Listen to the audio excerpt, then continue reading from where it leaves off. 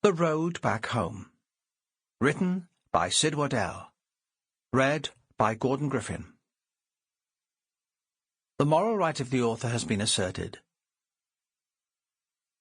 Prologue.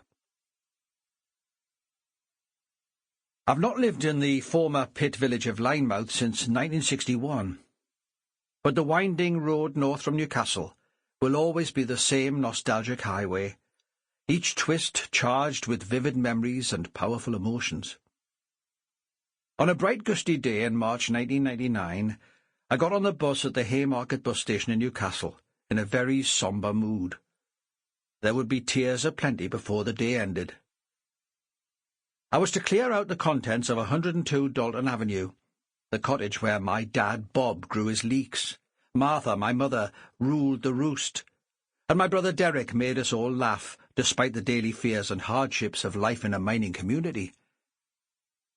After leaving the posh suburb of Gosforth, the land becomes less rich, the trees somehow less green, and the houses definitely poorer. The only thing worth turning a sod for out here was to get at the rich seams of black gold, best gleaming Geordie coal. To the east, large clouds crowded over the North Sea, and I spotted the odd unnatural man-made grassy mounds, where once there was a serried line of pit heaps, blazing red like Etna, and spewing out fumes, but, in their own way, as awe-inspiring as the Swiss Alps. In the towns of Bedlington and Ashington, there are still the garish fronts of working men's clubs and beer palaces, but nowhere near the bustle and sweaty throb of the life that I remember as a lad in the 1940s. Mrs. Thatcher put paid to all that. She picked on our lot as the enemy within. The miners had to be put in their place for giving pain to a succession of Tory governments. That woman, as Martha always spat out, killed all our pits, and the people who walk round here now pushing prams and killing time on corner ends do so like ghosts. They have little substance in their lives, and no hopes at all. Beyond the barrack streets of Ashington, the land looked less welcoming than ever. The pewter grey swirl of the North Sea framed the coast, and the scabby hawthorn trees all bent inland, crippled by the nagging east wind.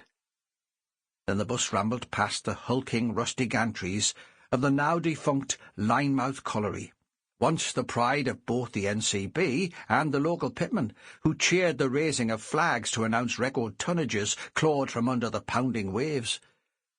In the end, all the slogging, sweating and cheering counted for nothing. Then I saw the smudge of tiny houses to the north, and we were in the village of Lynemouth, and a lump came into my throat. I got off the bus and looked up at the hotel, a mighty brick beer palace where Derek and I had roistered, a place Bob had scornfully avoided, and Martha and I had faithfully attended Catholic Mass at an altar built of beer crates. Memories of trying to feel holy while the cleaning women in the corridor told dirty stories of last night's sex, and thirsty boozers hawked up last session's phlegm on the wall outside brought my only real smile of the day. My only reason for being in my home village that day was nothing to do with happy memories. I was there to clear things up after 3 deaths. For years, I had let my fertile imagination conjure up my dad's death and my likely reaction. My morbid moments always figured an accident in the pit, and him dying under a fall of jagged rock.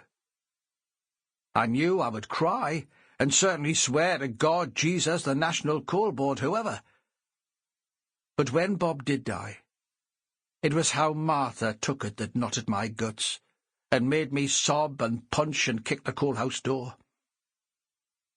It all happened in late November 1989. I was sitting in my house in Leeds when I got a phone call from my brother Derek. He was never one to exaggerate, nor was his tone ever far away from humorous.